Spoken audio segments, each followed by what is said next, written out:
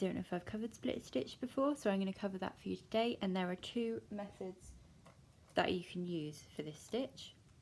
So first of all, I'm just going to draw a line of where I want the stitch to go, and because I'm going to show you two methods, I'm going to draw another line over here. So the first method, which I will show you over here, is the more official method, where you're going to work your stitches forwards. So start with a simple straight stitch, bring your needle up through that stitch and then down, and again up through your previous stitch, making sure you split the thread as you go.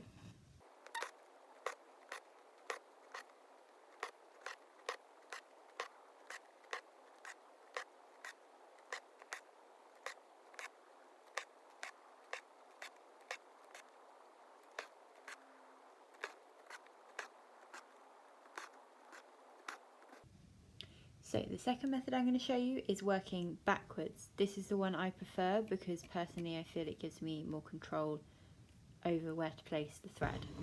So start with a simple back stitch, and every time you do a new stitch you're just going to go slightly into the previous stitch.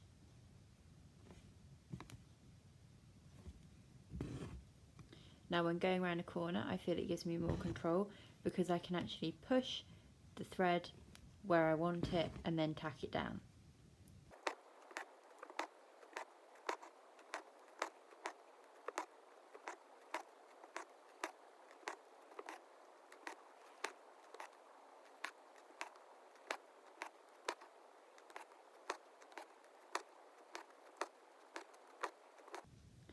So there we go.